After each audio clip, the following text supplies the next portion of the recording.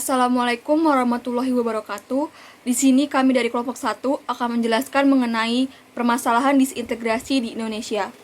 Adapun nama anggota kelompok kami yaitu Abel Vincentius Siagian, Agus Arianto, Anastasia Regita Cahyani, Arya Dwi Pangga, Dwi Nur Hakim Zaini, Elsa Malyarta, M. Iqbal Hamdi, dan M. Randy Aditya.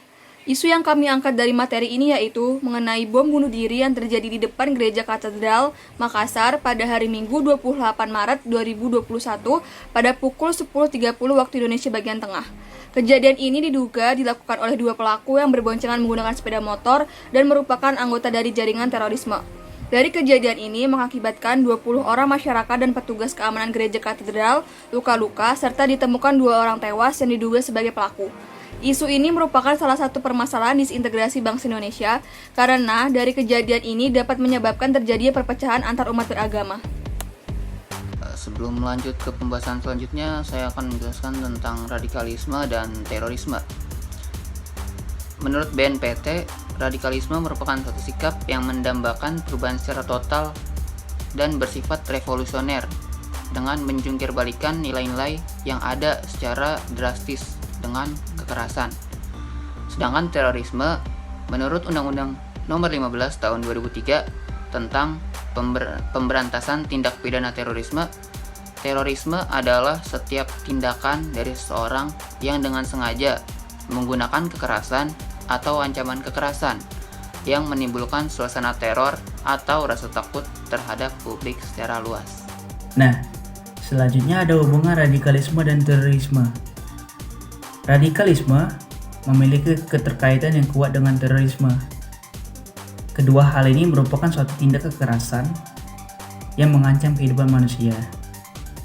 Tindakan kejahatan ini sebenarnya dilakukan oleh oknum-oknum minoritas yang sudah kecewa dan tidak percaya pada proses demokrasi yang ada.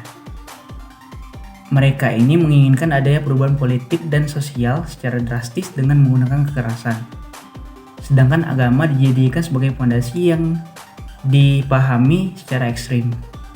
Sejatinya, radikalisme adalah suatu tahapan atau proses sebelum melangkah ke jenjang terorisme. Aksi teroris disebabkan oleh paham radikalisme, di mana radikalisme ini merupakan embrio dari lahirnya terorisme. Ada beberapa ciri yang bisa dikenali dari sikap dan paham radikal. Yang pertama, intoleran, tidak mau menghargai orang lain. Dan yang kedua ada fanatik yang merasa dirinya selalu benar dan orang selalu salah. Dan yang ketiga adalah revolusioner yang menggunakan kekerasan untuk mencapai tujuan mereka.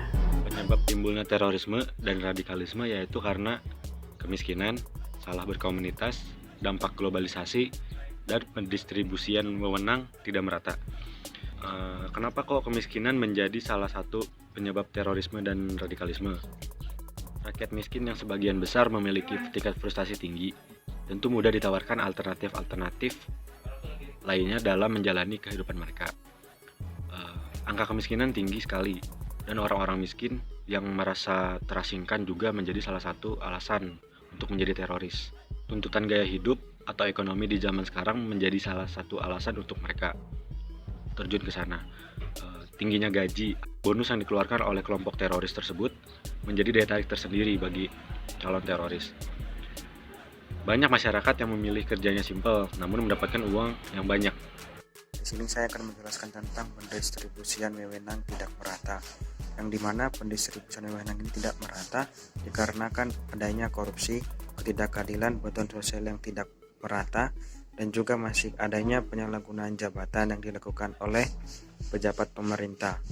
Hal ini terjadi karena seorang pejabat itu masih menginginkan ataupun memiliki hasrat dampak globalisasi. Dampak globalisasi tersebut masih menjadi masalah utama bagi pemerintah, yang dimana masih mudahnya membuka web ataupun situs yang mengandung ajakan-ajakan atau propaganda untuk bergabung ke kelompok teroris tersebut, yang dimana pemerintah itu sudah mencegah ataupun melakukan tindakan seperti memblokir, namun masih banyaknya situs yang tidak diketahui oleh pemerintah, yang dimana juga para teroris semakin menjadi-jadi seperti itu untuk menggunakan media sosial ataupun media lainnya yang tidak dapat dijangkau oleh pemerintah untuk menyebarkan video maupun ajakan-ajakan berupa menjadi teroris seperti itu.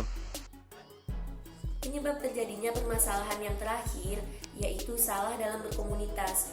Minimnya pendidikan dan pengetahuan dapat menyebabkan seseorang salah berkomunitas dan bahkan bisa saja dia bertentangan dengan nilai Pancasila. Ada beberapa solusi yang dapat kita lakukan.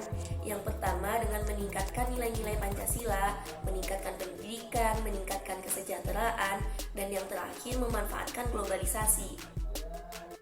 Adapun rekomendasi solusi yang ditawarkan untuk mencegah terjadinya radikalisme dan terorisme pada generasi muda yaitu dengan memperbaiki pendidikan yang ada dengan kualitas pendidikan dan pengetahuan yang baik dan benar seperti pendidikan Pancasila dan kewarganegaraan serta juga pendidikan agama yang diajarkan sejak dini.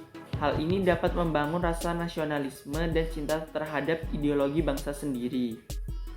Rekomendasi selanjutnya adalah membumikan nilai-nilai Pancasila, yaitu dengan menerapkan nilai yang terkandung dalam Pancasila, seperti dalam pendidikan dan pembelajaran yang berkesinambungan, sehingga masyarakat dapat berpikir representasi sosial tentang Pancasila, bahwa Pancasila diingat sebagai ideologi yang terbaik yang memiliki ideologi toleransi, pluralisme, dan multikulturalisme.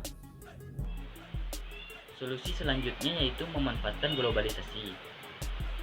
Banyak sekali manfaat globalisasi yang dapat kita ambil selain dari negatif-negatifnya, seperti kemajuan teknologi yang membangun generasi muda, sehingga dapat mengalihkan paham-paham ideologi luar yang meresahkan.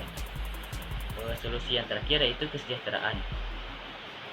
Apabila masyarakat itu sejahtera, mereka tidak akan lagi memikirkan jalan pintas yang menimbulkan tindakan radikal dan terorisme.